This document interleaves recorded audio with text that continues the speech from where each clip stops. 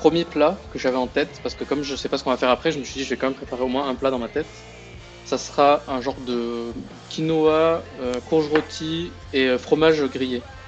Pourquoi je fais cette recette? Parce qu'en fait, au dernier live, j'ai parlé de ça et j'ai vu que quelqu'un l'avait clippé. J'ai parlé de ça. En fait, j'ai parlé de halloumi, mais le panir, c'est plus ou moins la même chose.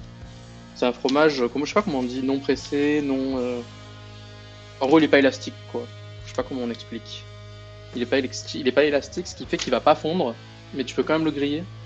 Et du coup, il va pas fondre, il va pas faire. Quand tu vas le mettre sur une poêle, il va rester entier. Du coup, tu vas avoir un truc qui a un goût de fromage, mais qui est grillé tout autour. Et ça, c'est grave bon. Tu peux le faire façon risotto. Ouais, ouais, grave. Ouais, vas-y, go. De toute façon, là, j'ai sorti l'oignon, donc y a pas de raison de ne pas le faire façon risotto.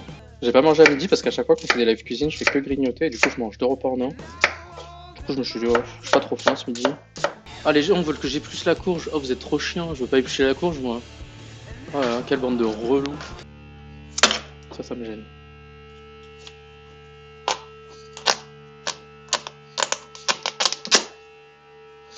Je vais pas tout mettre. Je sais pas combien j'en fais. Un quart.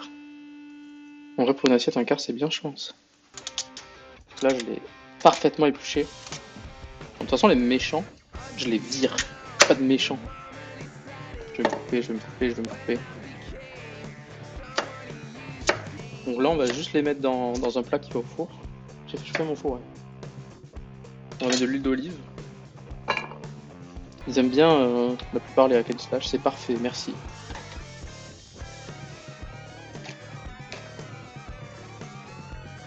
Un peu de sel, un peu d'huile d'olive. Qu'est-ce qu'on met d'autre? Vous avez envie d'une épice particulière ce soir?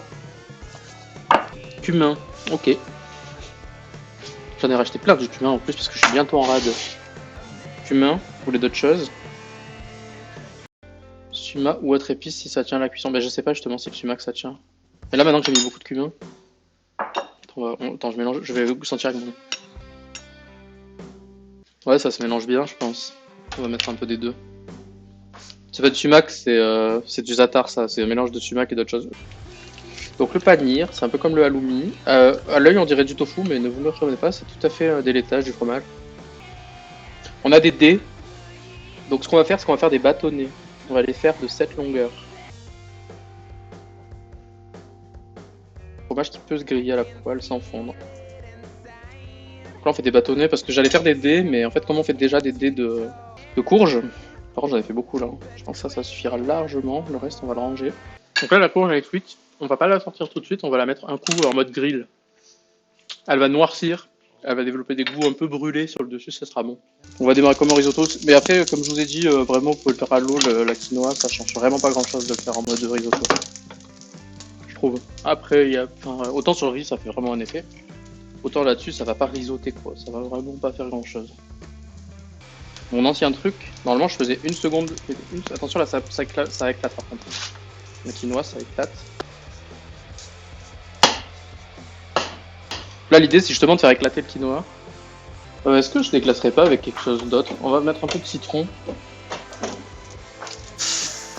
Oula. C'est le citron que j'ai utilisé ce matin pour faire des yaourts.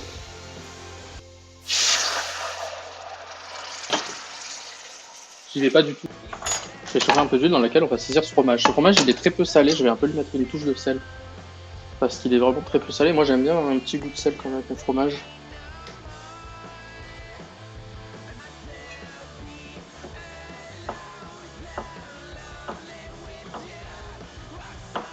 Donc là vous allez vous dire que c'est cramé. Et je peux vous assurer que ça rajoute vraiment quelque chose gustativement. Donc là la poêle, l'huile est assez chaude. On va commencer à tout mettre.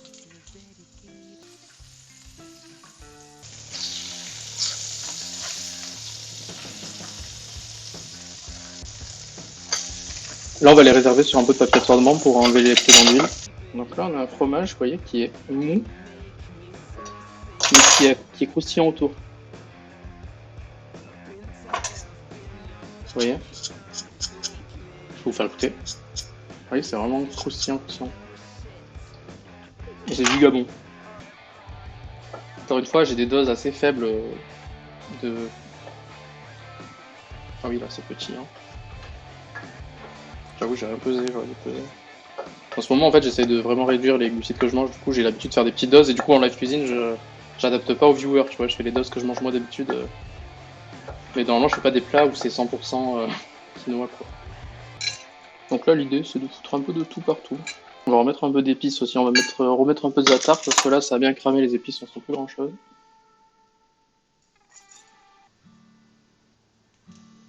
Je vais les mettre plutôt sur un bord.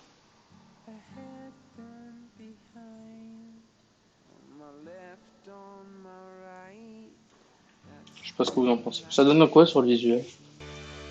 Pas mal, non? Moi, je vais goûter là. En vrai, c'est bon. Manque un truc, mais c'est bon. Ouais, je pense que j'avais raison quand je voulais rajouter noix. Là, vous rajoutez des noisettes torréfiées. Et c'est très bon. Bon, c'est déjà bon en soi. Hein.